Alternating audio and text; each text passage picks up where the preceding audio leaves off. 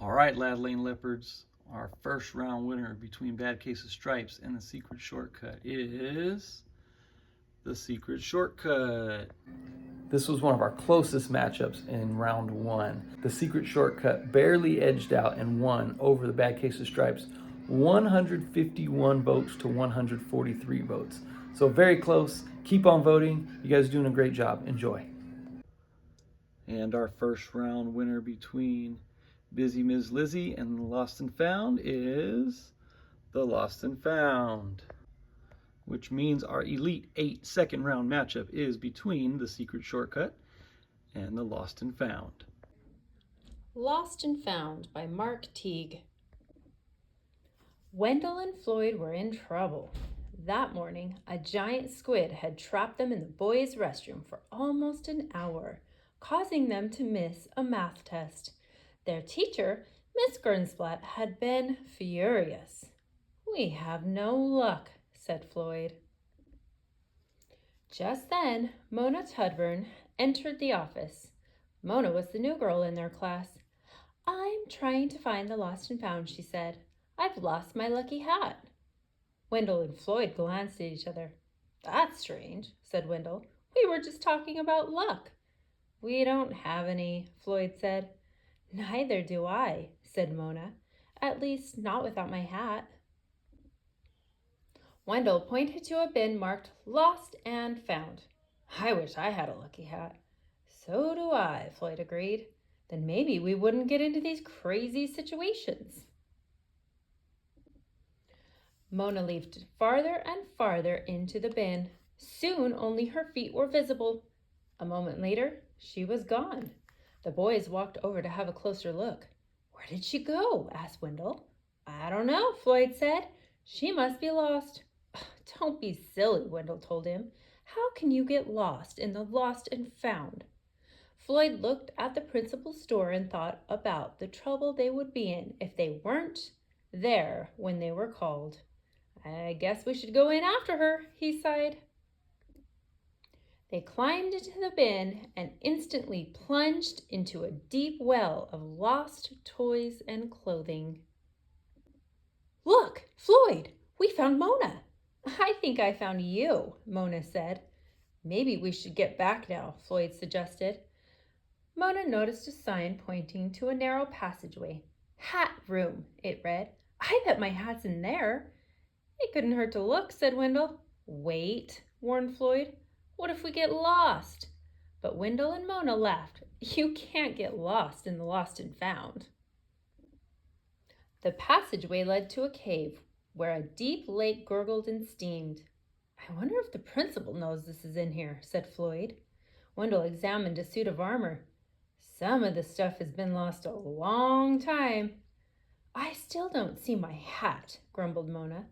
Then Wendell found a boat. "Perfect! We'll paddle across." On the far side of the lake were 3 tunnels.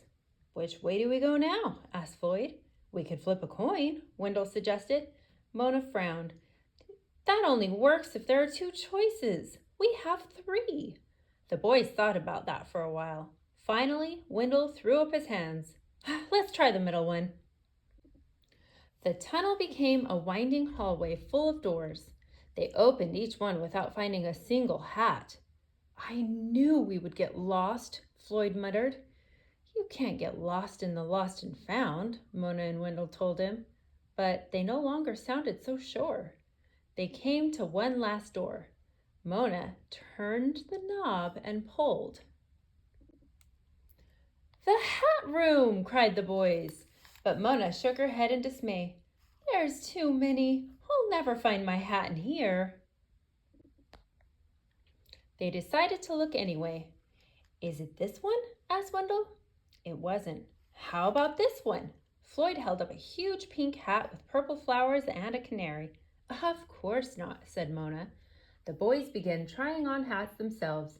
"How do you tell if one is lucky?" Floyd asked. "I don't know," said Mona.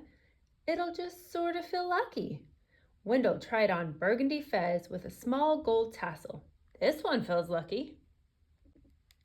While Floyd was finding his own lucky hat, Wendell's tassel began to tickle his nose. I think I'm going to sneeze. Hold on and I'll get you a tissue. Mona reached into her purse, and when she did, a strange look came over her face. She held up something green and badly rumpled. My lucky hat. I guess it was in my purse all along. For a moment, nobody spoke. Then Floyd sighed. At least we can go back now. Maybe not, Wendell said. What do you mean? Asked Floyd and Mona. I mean, we might be lost. Floyd groaned. I thought you said we couldn't get lost in the lost and found.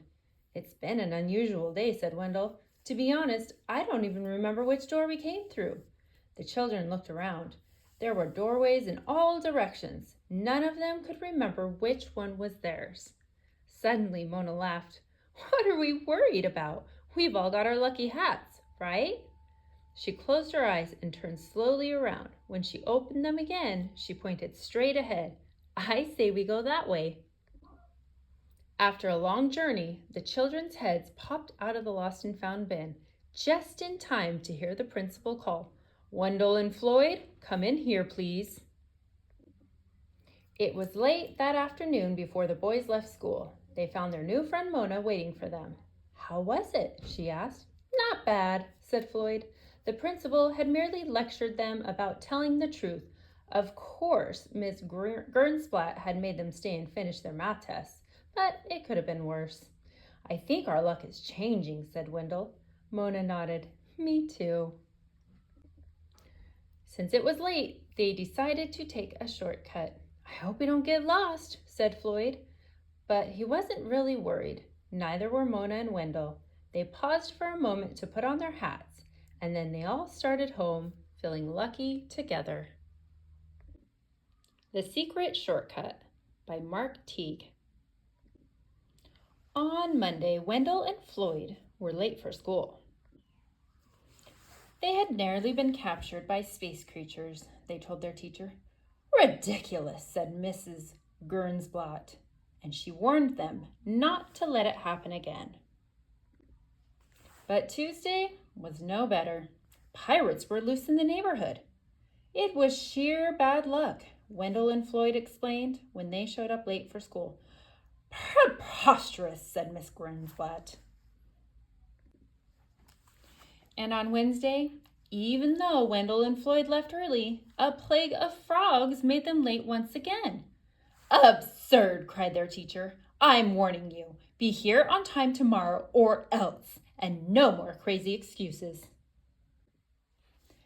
There's got to be a way to get to school on time, said Wendell. We'll just have to leave earlier. Floyd arrived at Wendell's house so early the next morning that the sun was barely up, and Wendell was still in his pajamas. I've got an idea, said Wendell as he quickly got dressed.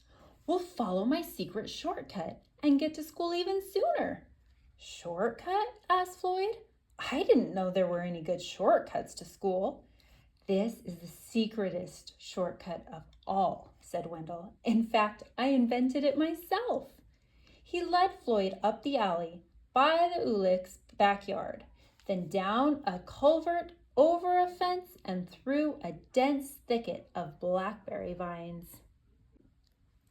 Then they scrambled over some boulders, down a steep bank, and across a narrow stream. This is some shortcut, said Floyd. Relax, said Wendell. We'll be there in a minute. But the forest became thicker and darker. Soon it was hung with vines. The screeches of strange jungle animals echoed all around. Maybe we took a wrong turn, said Floyd. I'm pretty sure school is right up ahead, Wendell told him. But the jungle only grew wilder, and when the boys finally came to a trail, it didn't lead straight to school, as they had hoped. Instead, it meandered through quicksand swamps and past large, sleeping crocodiles, and across a deep, rocky gorge. It began to get late. This is going to be hard to explain, said Floyd. They stood in a small clearing. I have an idea, said Wendell. We'll climb a tree and see if we can spot the school. They chose the biggest, tallest tree they could find and climbed all the way to the top. Do you see school? Asked Wendell. I don't even see the town, said Floyd. They watched some monkeys playing in the treetops. I have another idea, said Wendell. What is it? Asked Floyd. He was getting tired of Wendell's ideas. We'll swing from these vines just like the monkeys, said Wendell. That way we'll travel much faster. Soon they were swinging from vine to vine. This isn't bad, shouted Floyd. I'll bet we're making good time. I knew the shortcut would work out, Wendell crowed. But at that moment, they ran out of vines. The boys landed, plop, plop, in a giant puddle of mud. Now what do we do? Asked Floyd. I don't know, said Wendell. I'm all out of ideas. They sat in the puddle and thought about all the trouble they were going to be in.